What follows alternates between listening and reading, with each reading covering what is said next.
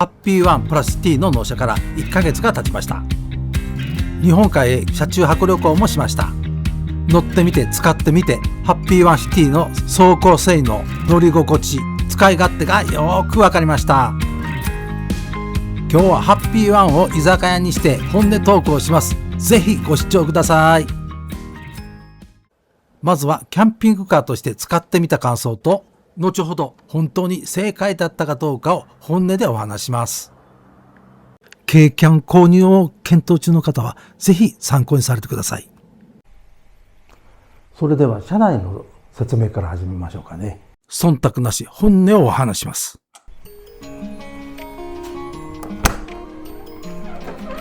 ドアを開けると JP スターのロゴが光るんでかっこいいんですよ。ポップアップを開けた状態です。ソファーの奥行きが2メーター10センチあります。詰まって座れば大人4人が並んで座れる長さはあると思います。後部から運転席側を見た景色です。運転席との開口部が結構空いているので窮屈ですが、私でも行き来ができました。照明をつけました。明るいでしょう。室内は白が基調なので非常に明るいです。室内では十分立つことができます。では入り口のドアから見ていきましょう。玄関口は狭いです。開けて外から見てみましょう。ドアを開けると JP のロゴが光ります。このロゴ、女性には刺さるでしょうね。しかし狭いので使いづらいです。見ていただいたら分かるように、ここの踏み込みのところですね、なかなか狭いんですよ。立つのも難しい。これね、狭いでしょう。今見ていただいたようにちょっと上がり口のところ狭いです。もうちょっと工夫していただいて、靴をしまえるようにですねしていただくようなオプションを作るとかでねしていただくとありがたいと思いますね。それでは料理を作っていきます。調理をしながら気づいた点があればお話していきましょうか。これですね、お刺身買ってきました。刺身はこの冷蔵庫に入れていたので使い勝手についてお話ししましょう。非常に使いやすい場所にあってですねいいんですが、やっぱりちょっと22リットル小さいですね。1泊2日か2泊3日ぐらいの材料なら問題ないでしょうけど、ちょっと長期になるとしんどいですね。これは一つサブとしてメインのですね大きめのクーラーか野菜用の冷蔵庫を持ち込んだ方がいいかもしれないですね。でもお刺身切るだけじゃちょっとつまらないんで、ちょっと面白い食べ方しますね。でこれですね、一回昆布でですね昆布締めします。昆布締めでも塩昆布締めですね。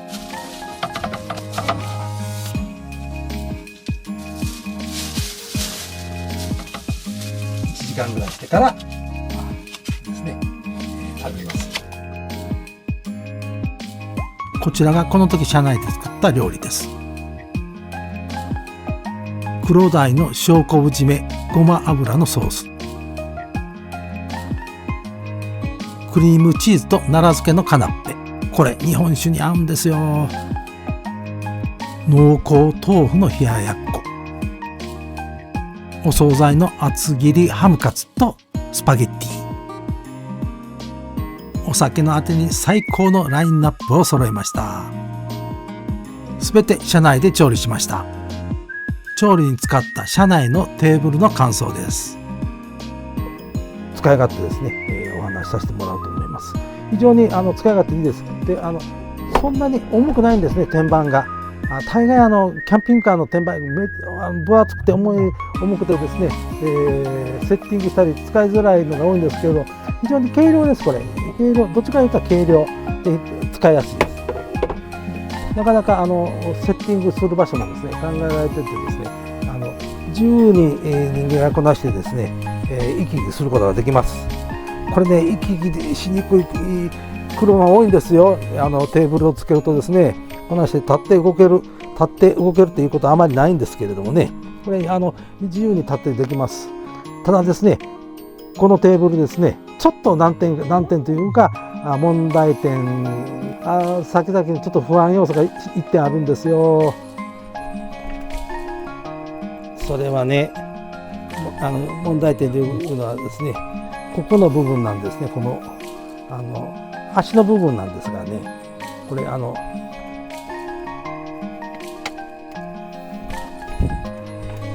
の辺ジョイントの部分もプラスチックでですね、これ破損しやすいと思います。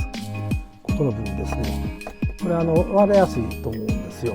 それと一番の難点というかね、ここの足の調節する部分なんですが、ここもね非常にね簡単な作りなんですよ。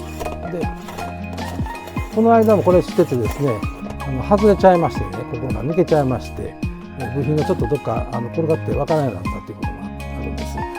ここが若干長期間使ってたら傷むかなっていうような部分ですね。それとこの足の部分ですね、これもプラスチックで弱そうですんでね、この辺のところはちょっと気になります。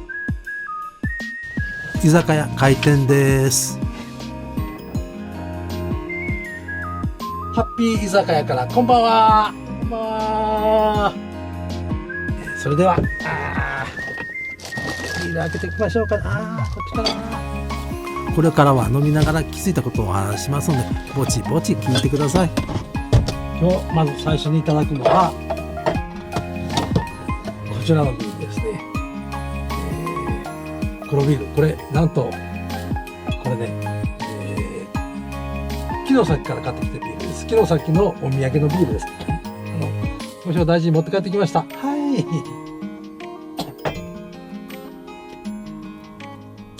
では開けます。黒ビールです。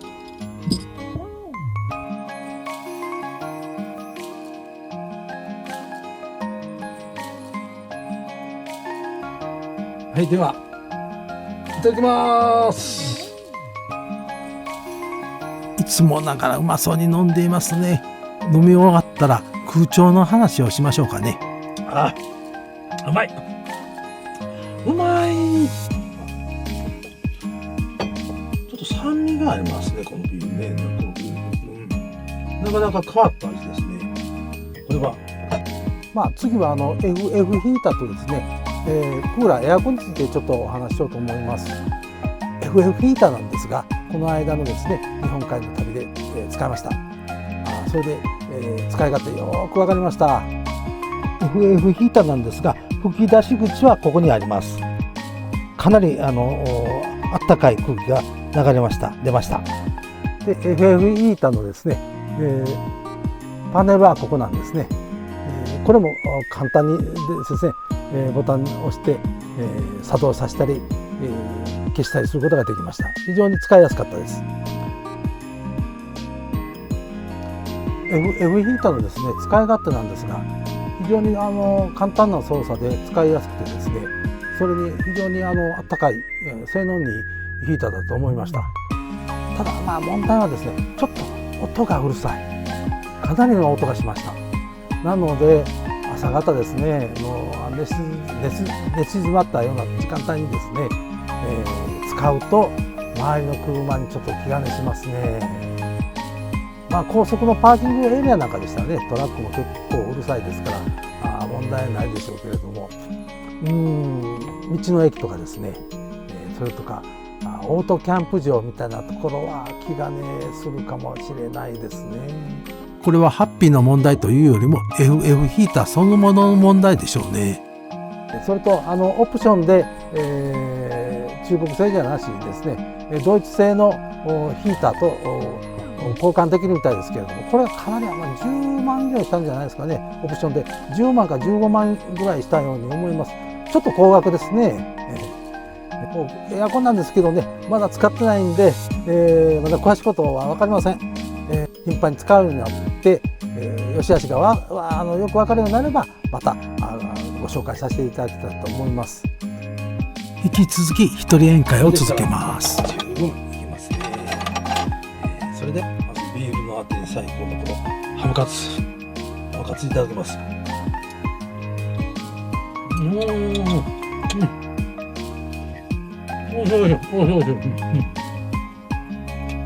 次は調理に不可欠な電子レンジや流し台についてちょっとお話ししましょうかね。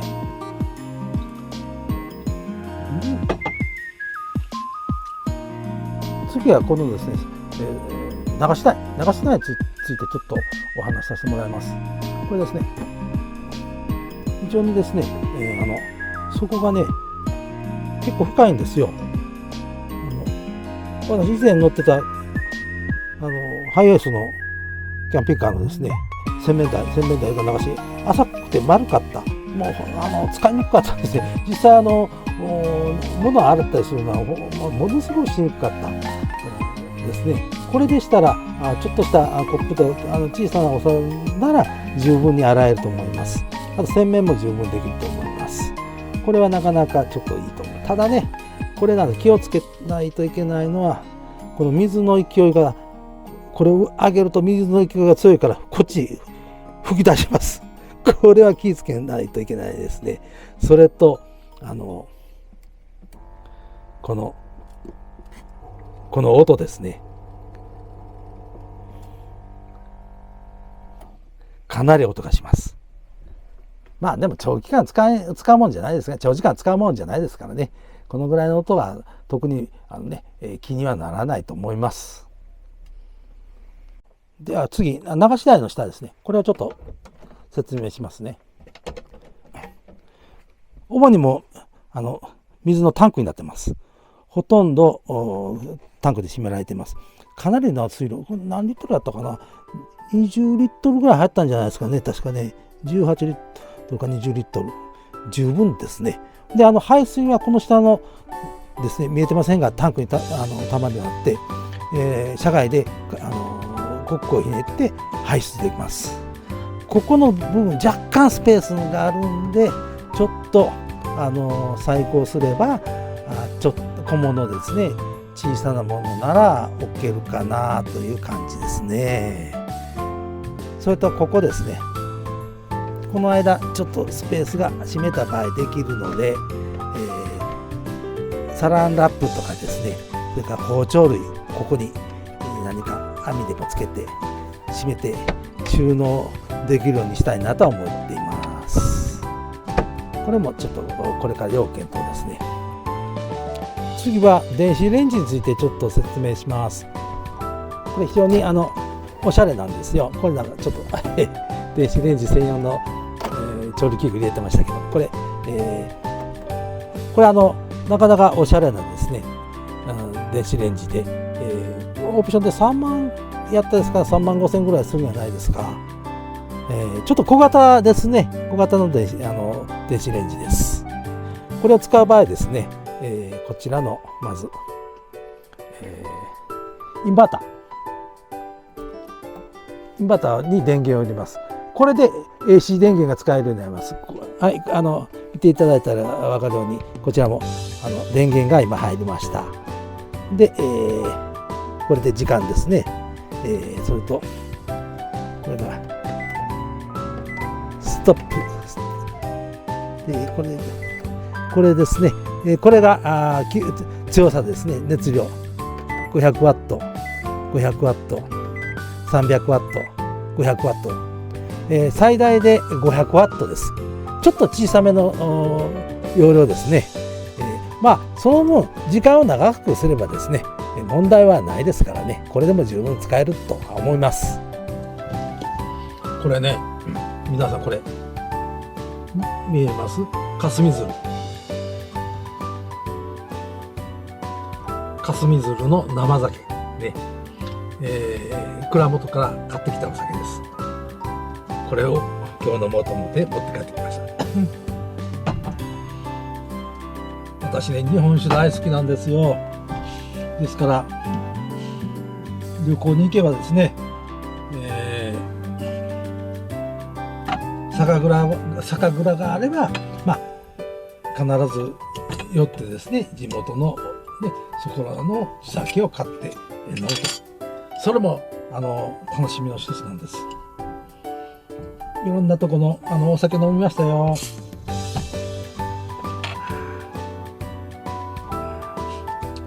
生酒いうのはまたね美味しいんですよ。今の時期ですねしかないんですけれども、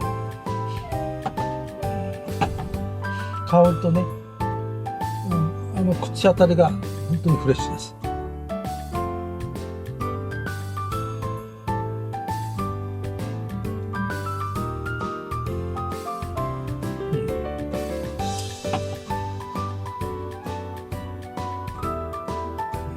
美味しいですね。すっきりしてる。甘口なんですけれどもすっきりしてる。美味しいお酒もいただいたので、最後にソファーやベッドなどについて感想をお話ししましょう。あとこちらですね、この下収納ボックス結構入ります。着替えとかですね、だからかなりの収納力あると思います。そして一番の売りですね、これのベッド展開が簡単に済むと。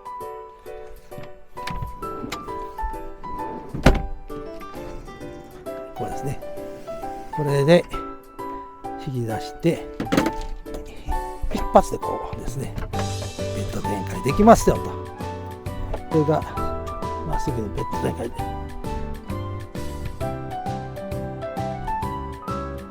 こういう感じでですねすぐベッド展開できるというのがこれのハッピーワンシティのですね一つの売りですね。これしてみたら広さはなかなか分かりづらいと思うんですけど、結構横幅あります。広いです。大人2人、寝れますね。十分寝れると思います。そんなに大きくなければ。ただ友人同士でね、寝たりするのそれはちょっと嫌かな夫婦とかですね、アベックでしたら十分でしょうけどね、ですからこちらに無理して2人、それとこちらのバンクベッドで2人、1人バンクベッドで1人ですね、それで計3人なら就寝はできると思います。こちらですね、こちらは収納ではなくですね、中に400アンペアのリチウムイオンバッテリーです。でも400アンペアって割には小さいですね。でこれが3000ワットのインバーター。やっぱり頑丈そうです。多分どちらもリチウム電池の場合はもうほとんど中国製ですからね、これも中国製じゃないでしょうかね。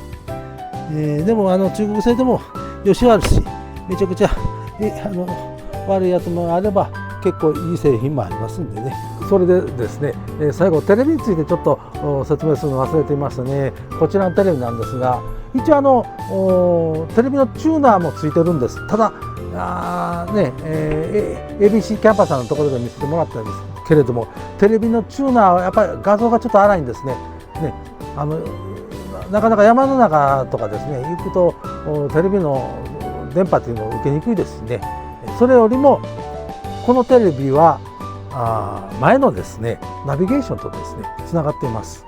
なのでナビゲーションのテレビをですねこちらで映すことができるんですよ。ただし、チャンネルを変えたりするのは前のナビゲーションを操作して変えないとダメなんですね。その辺がちょっと邪魔くさいですね。テレビを映す場合ですね、ここにナビゲーションのボタンがあります。これを入れるとナビゲーションですね、もう起動しますんで、エンジンつけなくても起動します。で、